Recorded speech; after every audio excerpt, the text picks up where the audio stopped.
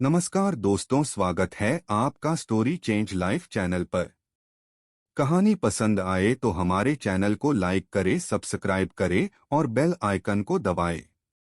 कहानी इस प्रकार है कि बहुत समय पहले की बात है जब सूर्य और हवा के बीच एक घमासान छिड़ गया।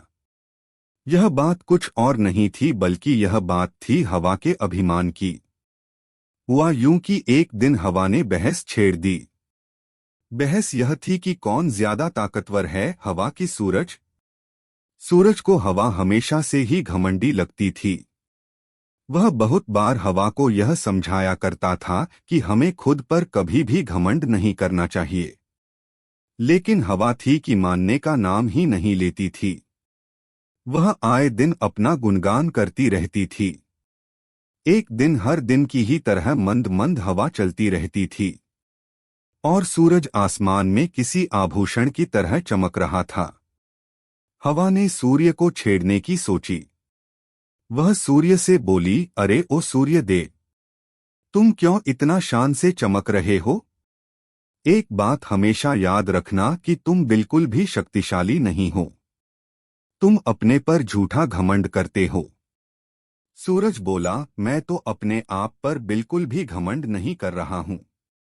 यह तो तुम्हारी ही सोच है जो तुम मुझे घमंडी सोचते हो। अगर मैं यह बोलूं कि असल में तुम ही असली घमंडी हो तो तुम क्या कहोगे? हवा ने कहा, मैं बिल्कुल भी घमंडी नहीं हूं सूर्य देव। तुम मुझ पर झूठा इल्जाम लगा रहे हो। खुद की बुराइयां दूसरों पर थोपना चाह रहे हो।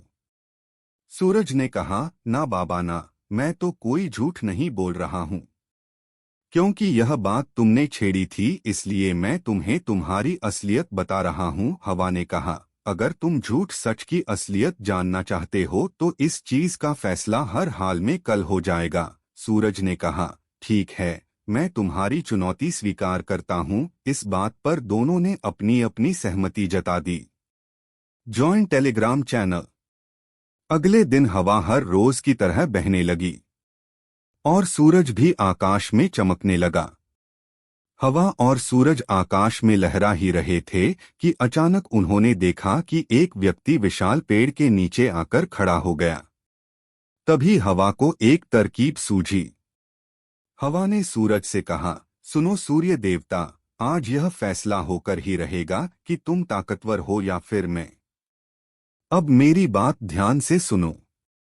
तुम उस विशाल पेड़ के नीचे खड़ा हुआ इंसान देख रहे हो ना? बस आज वही इंसान तय करेगा कि कौन किससे ताकतवर है। अगर उस आदमी ने तुम्हारे चलते अपना गर्मी का कोट खोल लिया तो तुम्हारी जीत पक्की। लेकिन अगर उस आदमी ने मेरे चलते अपना कोट खोला तो समझो मेरी जीत पक्की। सूरज ने उसकी बात मान ली। हवा की तरकीब के अनुसार हवा ने सोचा कि आज मैं अपनी पूरी ताकत दिखाऊंगा और इस इंसान को हारने के लिए मजबूर कर दूंगा। फिर हवा पहले तो धीमी गति से उस इंसान से टकराया। फिर बाद में हवा ने उस आदमी को अपना रौद्र रूप दिखाया। इस बार हवा बहुत तेजी से बही। हवा की गति इतनी ज्यादा तेज थी कि उस आदमी को ठंड लगने लगी। आखिरकार उसने अपना कोट एक पल के लिए भी अपने शरीर से नहीं उतारा। हवा ने अंतिम बार पासा फेंकने की कोशिश की लेकिन वह विफल रही। अब सूरज की बारी थी। सूरज ने पहले तो अपनी किरणें बहुत धीमी फेंकी। धीमी किरणों के चलते उस आदमी को जो ठंड लग रही थी वह अब हल्की धूप के चलते खत्म हो गई थी। दूसरी बार अब धूप ने अपने तेवर दिखाए। इस बार धूप बहुत तेज निकल आई थी। तेज धूप के चलते उस आदमी की ठंड खत्म होने गई थी। आखिरकार तेज धूप के चलते उस आदमी को अपना कोट उतारना ही पड़ा। यह देखकर हवा को बहुत बुरा लगा। हवा को आज खुद पर शर्म भी महसूस हो रही थी। इस कहानी से सीख, इस कहानी से हमें यह शिक्षा मिलती है कि हमें अपने जीवन में कभी भी घमंड नहीं करना चाहिए। घमंड करने वाले लोगों की हमेशा हार होती है।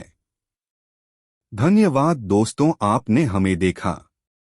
कहानी पसंद आए तो हमारे चैनल को लाइक करें, सब्सक्राइब करें और बेल आइकन को दबाएं।